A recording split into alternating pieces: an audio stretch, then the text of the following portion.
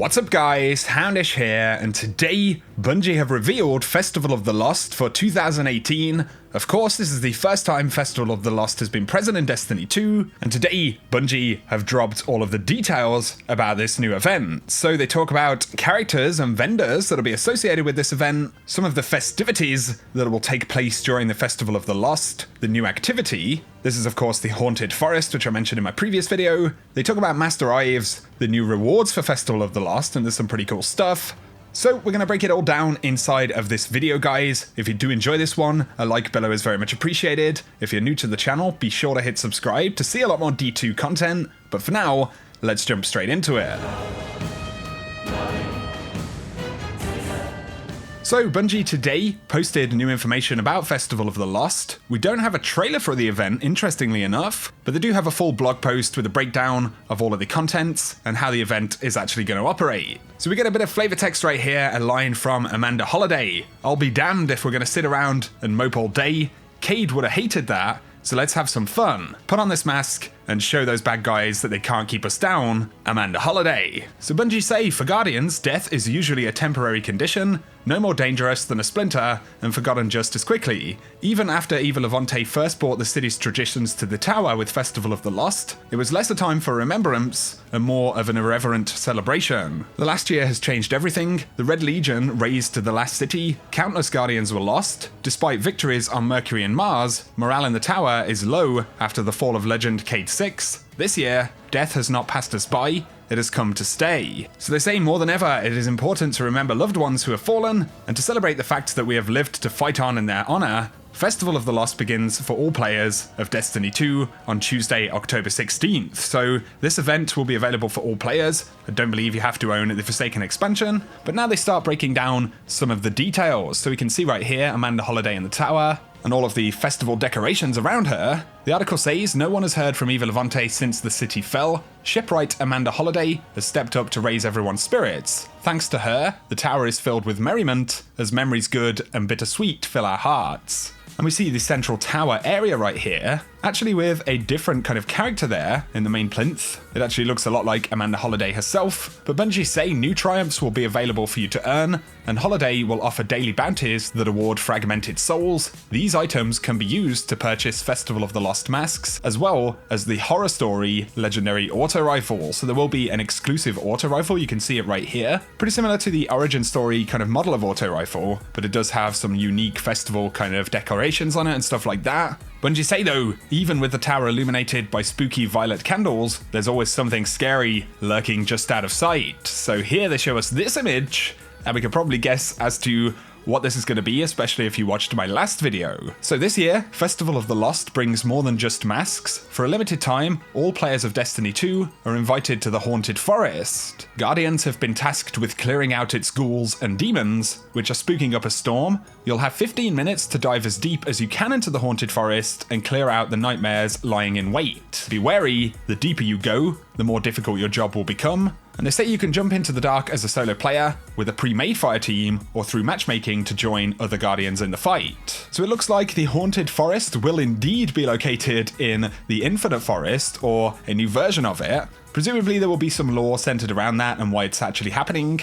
But it's interesting because we've heard of a couple of rewards, the auto rifle. We don't specifically know of any rewards that will come from this activity. However, there will be the festival bounties that Amanda Holiday will have, so perhaps some of those will require you to actually complete the activity. Maybe there will be some secret reward if you can get to the very end of this. Presumably there will be some end point. So the Haunted Forest will be a timed 15-minute challenge available to fire teams and solo players. But next, Bungie talk about the murder of one of the characters in the game. So they say most players of Forsaken have already won justice for Cade 6, but near the conclusion of Festival of the Lost, they'll be called once again to avenge a fallen friend. Master Ives has been struck down. Maybe someone wanted to settle an old score, or lost their temper when receiving an edge transit. Whatever provoked the wrongdoing, justice must be served. This pursuit of Master Ives' killers will take place through a quest line, which adds an additional powerful reward for you to earn each week, and the hunt begins on Tuesday, October 30th. So that's pretty interesting. It's some kind of powerful reward that will be available by actually completing this quest. but it won't be available until a bit further on inside of the event. So of course the event starts on the 16th, this will actually begin on October 30th. So the event will be layered with some stuff to look forward to, which is pretty cool. But next, Bungie talk about treats for all. So alongside the Festival of the Lost rewards from Amanda Holiday and the Festival of the Lost triumphs, players will earn an ephemeral engram, I think that's how you say that, but you'll earn one every time you fill the XP bar after achieving the max character level. Players will receive this engram in addition to the Steadfast engram, which effectively awards players double bright engrams for the duration of Festival of the Lost. Players may also purchase these engrams from Tess if they choose to, and we can see right here some of the rewards from this. So we've got a ship on the left hand side, looks like it is covered in Seaver of some sort, so that's pretty interesting. Below that we have a pretty cool ghost shell, a little bit like the deviled shell or whatever it was called from back in the day. You've got the two horns right there, but obviously it's made to look like a cat, which is pretty cool. In the middle, what looks like a Shrieker Sparrow. Once again, a pretty awesome cosmetic. And then we've got the ship on the top right, these kind of torn fragments of material, and then another ghost shell on the bottom there. I'd certainly say that some of these cosmetics look pretty awesome, more unique than some of the stuff we've seen in the past. And these are the items that will be available through the specific engram for this event. But they say Tess will also feature rewards from this engram on the Bright Dust store throughout the event for those wishing to purchase specific items directly. So many of these items will actually be featured in the Eververse inventory. And they show us right here some of the new emotes in action. So we've got this guitar emote right here.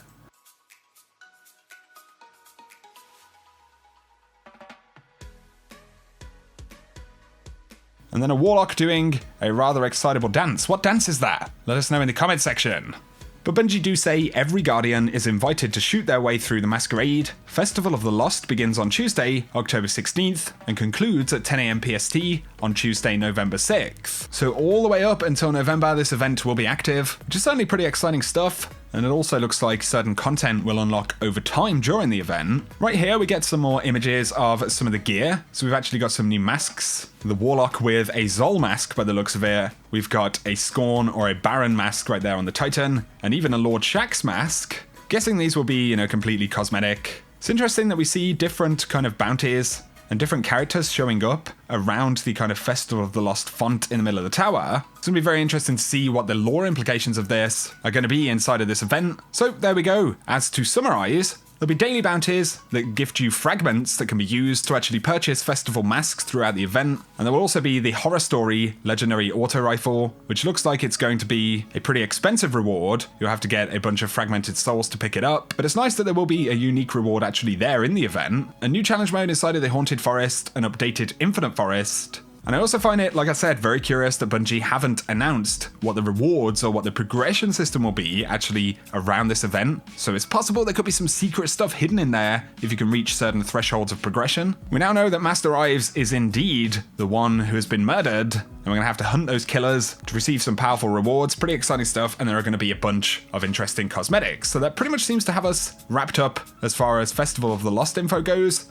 Like I said, no trailer yet, which is kind of surprising. I thought Bungie would perhaps drop a trailer, but that's something that we could potentially see as we get closer to the event. Bungie have confirmed, though, that there will be other pretty important updates happening in October. So on the date that Festival goes live, there will actually be one of the first updates to the game, adding the ability to hover over lost sectors to see their name once a player has looted them, being able to track up to 3 pursuits at a time, increase in damage to scout rifles, a fix where prime engrams were going straight to Postmaster at the end of Crucible matches, issues with the Gambit Invasion Portal, and the audio bug for the 1000 voices, all of that coming on October 16th. Then for October 30th, there will be another update. That's actually when the quest to hunt Master Ives killers will begin, and maybe that's actually when they bring those rewards in, so they can't be revealed, any earlier. And as you can see here, increase in fusion rifle damage in PvE, sword damage in PvE, a buff to Malfeasance, the adjustments to exotic rewards so that we should be able to get more Forsaken exotics, and an increase in chance of Nightfall unique rewards, which is definitely good, as well as changes to the Masterwork core economy. So October is going to be a pretty decent month. And with this ending on November 6th, pretty much immediately afterwards, we're going to start hearing about the Black Armory.